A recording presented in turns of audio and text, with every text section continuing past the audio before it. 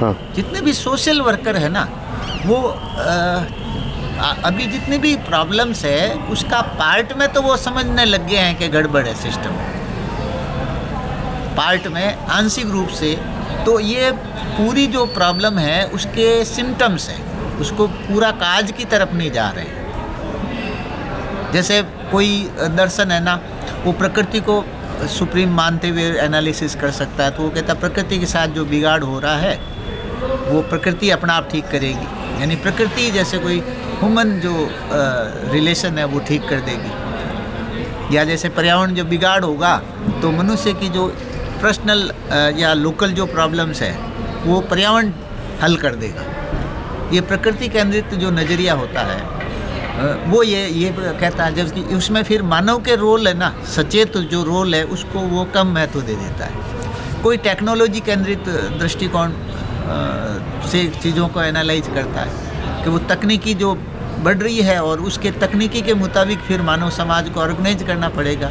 तो उससे जो तकनीकी कोई प्रमुखता देते हैं तो वो मानव को वो कम महत्व देते हुए वो यहाँ तक भी चला जाता है कि कुछ अगर मानव ख़त्म भी हो जो तकनीकी के मुताबिक नहीं हो तो वो उसको वो जायज़ ठहरा देता है। तो कई पर्यावरण केंद्रित ही होते हैं तो ह्यूमैनिटी के जो साइड को है ना वो कम महत्व देते हैं। वो पर्यावरण को ही ठीक करने का और उसके लिए जो सॉल्यूशन निकालते हैं तो वो इंटीग्रेटेड जब तक चीज़ों को नहीं देखेंगे तब तक इसका सॉल्यूशन नज़र नहीं आएगा।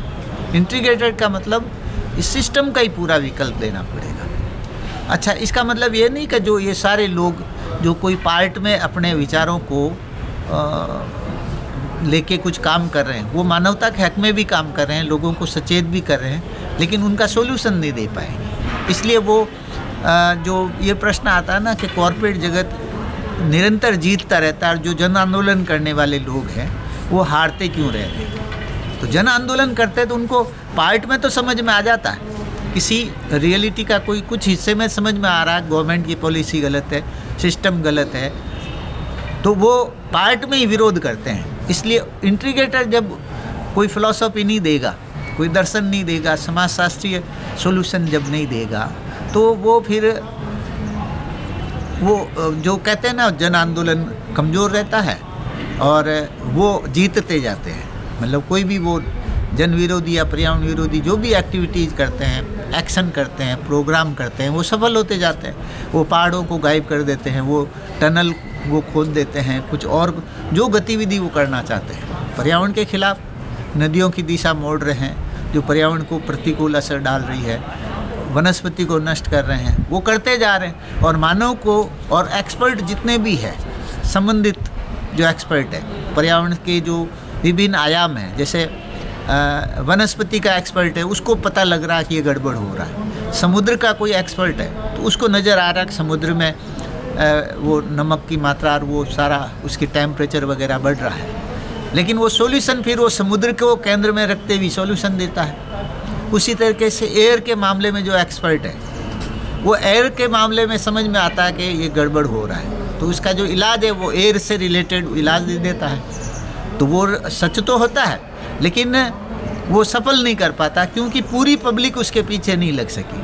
पूरी पब्लिक, मानव का इतिहास देखो कि पूरी पब्लिक तब साथ लगती है, आम जनता में प्रभाव तब साथ होता है जब वो उस समय का जो सोशियोलॉजी होती है, समाजशास्त्रीय विचार, जिसको पूरी पब्लिक पकड़े हुए रहती है, अनपढ़ भी पकड़ा रहता होता है और एक्सपर्ट उसी दायरे में होता है। सोशियोलॉजिकल पॉइंट का मतलब होता है राजा से प्रजा तक, नेता से आम जनता तक, अमीर से गरीब तक, वो सारों का जो विचार है उस पर उनकी सहमति होती है।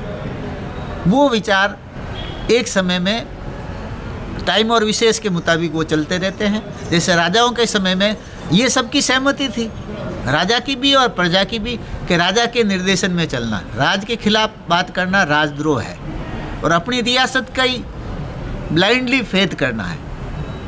तो ये जो इसको चैलेंज पूंजीवाद ने किया, इसने उसको कहा कि ये पिछड़ा समाज है, ये महिलाओं को पूरा अधिकार नहीं देता है, ये फैमिली को प्रमुखता रखता है, ये स्वतंत्रता दूंगा। पूंजीवाद ने क्या कहा, मैं कहीं भी घूमने फिरने दूंगा, मैं स्वतंत्रता दूंगा, मैं कोई भी राजा बन सकता है, वोटिंग सिस्टम दूंगा। तो और फिर प्रैक्टिकली वो जो साइंस टेक्नोलॉजी का यूज करके सबको ज़्यादा विकास की एक कंसेप्ट दी कि तू पहले झोंपड़े में रहता था, देखो पक्का मकान बना दिया, देखो कच्ची पगडंडी थी, मैंने सड़क बना दी। तो उसने प्रूव कर दिया पिछले 200 सालों में कि मैं पुराना जो सिस्टम था उससे जो बेटर हूँ। विचारों में भी उसने उसको मात दी कि मैं बराबरी का अधिकार देता हूँ। प्रैक्टिकली ये जो थोड़ा बहुत पॉजिटिव लोगों ने क्यों समझ लिया कि पूंजीवाद ठीक है, इसके समर्थन में क्यों आए शुरुआत के 100-150 साल? वो इसलिए आए कि उनको प्रैक्टिकली नज़र आया कि विकसित है, हमें स्वतंत्रता दी, हम कहीं भी घूम फिर सकते हैं, हम नेता के खिलाफ भी बोल सकते हैं, विपक्ष और सत्ता पक्ष और उस फॉर्म में। तो इसका जो मूल गुण था वो अब सामने आ गया। मूल गुण ये है कि ये पर्यावरण के खिलाफ है। जब से पूंजीवाद डेवलप हुआ, इंडस्ट्री डेवलप हुई, जो डेमोक्रेसी का जो सिस्टम है वो पूर्ण जनता का सिस्टम नहीं है। जनता के कुछ लोगों का जो पावर में आते हैं उन्हीं का डेमोक्रेसी बनती है, जो पैसे में है, पावर में है, उनकी डेमोक्रेसी बनती है। और अल्टीमेटली वो कुछ लोगों के फेवर में ही जाता है और पर्यावरण के खिलाफ भी जाता है, आम जनता के खिलाफ जाता है। इक्वलिटी की इसने बात की, लेकिन इसका पूरा हिस्ट्री है कि उसने असमानता भयंकर क्रिएट कर दी, आर्थिक असमानता भी कर दी और राजनीतिक अधिकारों में भी मतलब भयंकर विशेष अधिकार वाले लोग होंगे। संयुक्त राष्ट्र संघ में वीटो का पावर ले रखा है।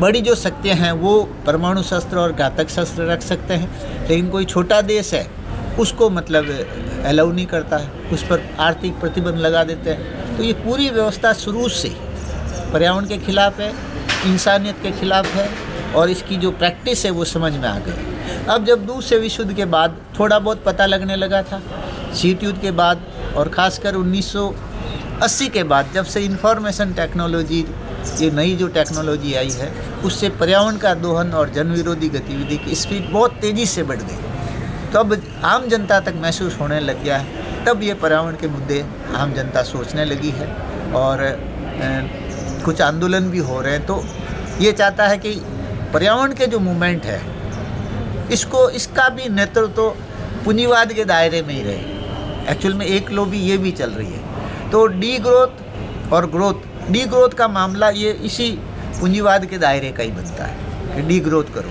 वो जानते हैं डी ग्रोथ कैसे कर सकते, कर ही नहीं सकते, करके देख लो।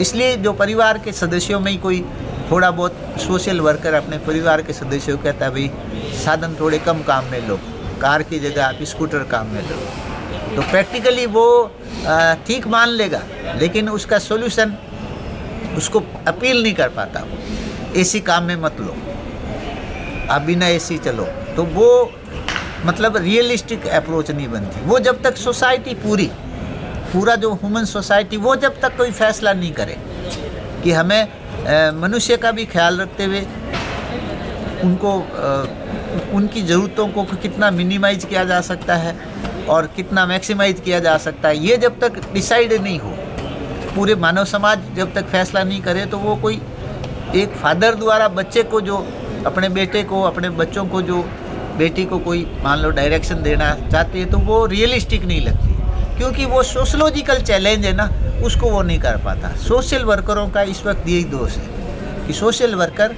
पार्ट की जो सच्चाई है उसका वो सॉल्यूशन देते हैं। और आज उस पूरे जो सिस्टम की जो समाजशास्त्र है, समाजशास्त्र का मतलब जो विचार करोड़ों लोगों ने अपनाए हुए हैं, ऊपर से नीचे तक, अमीर से गरीब तक और नेता से आम जनता तक, वो जो अपनाए हैं विचार, तो उनको चैलेंज करें। उनको चैलेंज करने का मतलब झगड़े फसाद से नहीं, विचारों से ये समझ जा दे कि ये विचार अब ठीक नहीं है। प्रकृति और मानवता के जो विचार है वो सुप्रीम है, वो रियलिस्टिक है। वो अपील जब करेगा तब जाके मानवता और पब्लिक उस पर चेंज लाने के लिए आगे आती है। धर्म का इतिहास पूरा देख लो, शुरू में गुरु नानक पूरी मानवता की जो भी